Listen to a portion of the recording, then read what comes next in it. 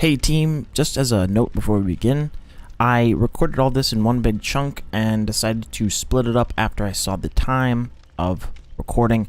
So yeah, this is the survivor side and all the perks and whatnot that comes with her. So yeah, I hope you enjoy. Alright, Miss Elodie Rakoto. I don't know if I'm pronouncing that absolutely perfectly, but you're going to have to excuse my disgusting white mouth. She's got an interesting design. I don't really love it as much as it could be. It could be quite a bit better in my opinion, but I love her hair and her really cool earrings and her necklace. But I think that personally she suffers from a lot of what the other women in this game tend to suffer from, in that they're all the same shape, which is kind of interesting. But anyway, we're here to talk about her perks, not her figure. Appraisal.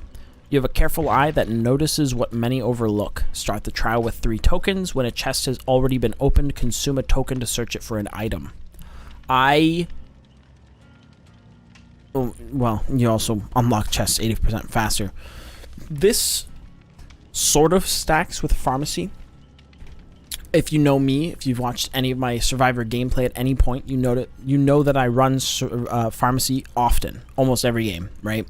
I love me some med kits, and thus 80% faster with pharmacy. Let's take a look right here. You get 80% faster as well, but I think that it caps out at 100% because it doesn't seem to go that fast. I would have to clock it with these two, but I ran them both together on just a test game, and it didn't seem that much faster than just by itself. I do think that if you run Appraisal with Ace in the Hole, and maybe something else, Pharmacy or Plunder's Instinct, I do think that that could be just like a spectacular instance of you pulling 4 items out of one chest while your teammates are all like literally standing around you waiting and just grabbing what they want out of this like menagerie of items that the loot goblin is just stolen out of the earth. Like, I think that that's spectacular, and you do it, rather quickly as well. So, sometimes you might pull garbage, sometimes you might pull like purple items, which is nuts. I think, you can do that in around 30 seconds, maybe a minute total, which gets your whole team really solid items, potentially, especially with Ace in the Hole. So I personally am looking forward to running this. I really love looting and chest perks, personally. I don't think a whole lot of other people are going to run it outside of just, I'm gonna go loot something, or maybe it's an event and they want loot from the event items. Next is Deception. Your adventurous lifestyle requires moments of crafty misdirection. Interacting with a locker while sprinting will trigger a loud noise notification at your location and cause you to leave no scratch marks for 3 seconds. You no longer enter lockers while sprinting and while this perk is active.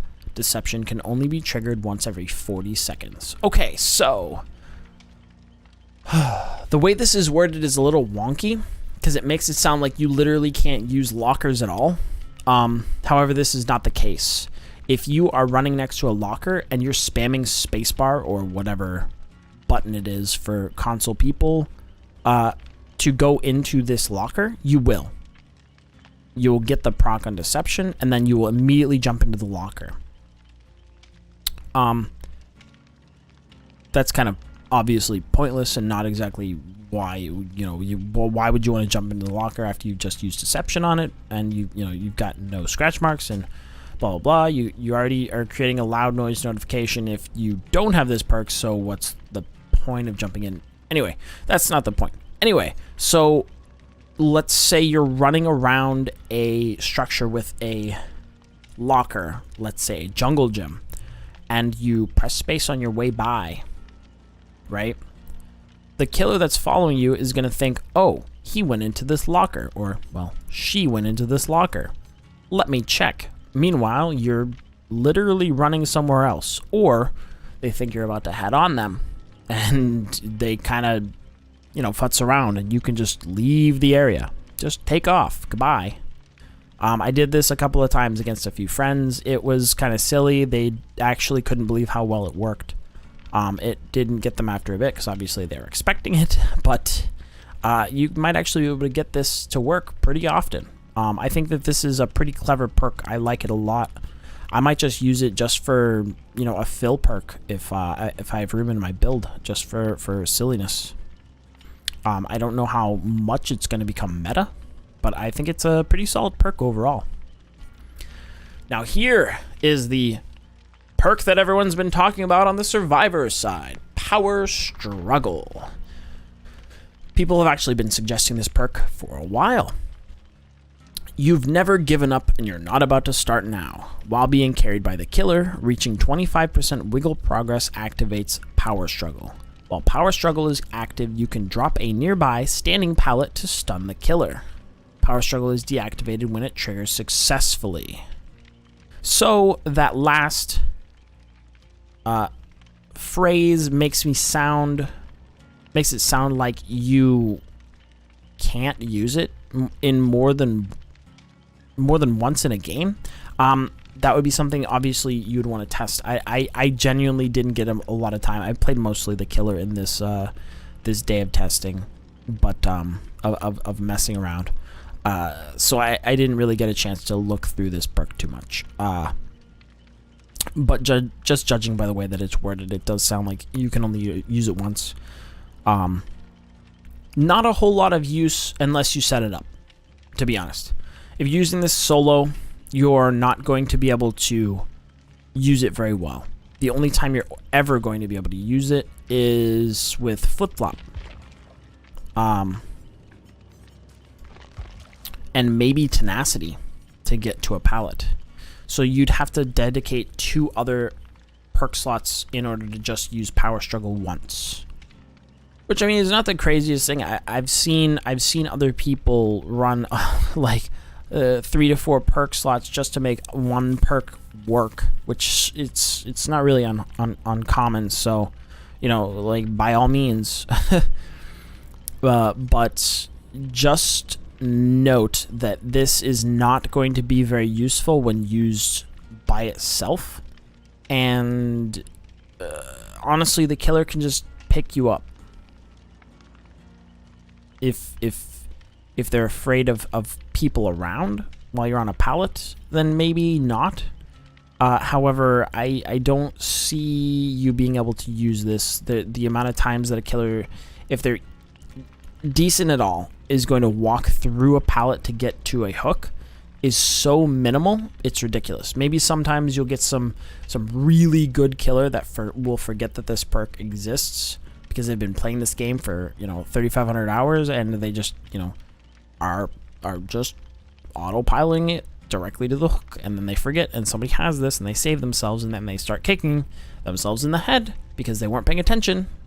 But yeah, I mean, it's by no means a bad perk, but extremely situational, and the times that it will work will be, they're gonna feel really good to you. But otherwise, you're definitely gonna need to be, running almost a whole build to make this particular perk work. So, yeah, I mean, not a bad showing for the Survivor perks. I think the Survivor perks definitely came out a lot better than the killer ones. I don't really like too many of the killer ones except for maybe Oppression. But yeah, these ones are all great. I'm definitely using Appraisal, and I'm maybe most of the time going to use Deception. Probably will never use Power Struggle otherwise outside of my meme games. But yeah, so those are my opinions on this particular DLC. I think that there's definitely going to be a lot more testing when it comes to this killer, and a lot more shenanigans when it comes to how to use, this goofy power and this goofy boy right here. But yeah, so I guess that's it. Thank you guys so much for watching. I will see you guys in the next one. Make sure you tune into my stream when I get some more testing done. Thank you so much. I'll see you guys later. Goodbye. Have a good one.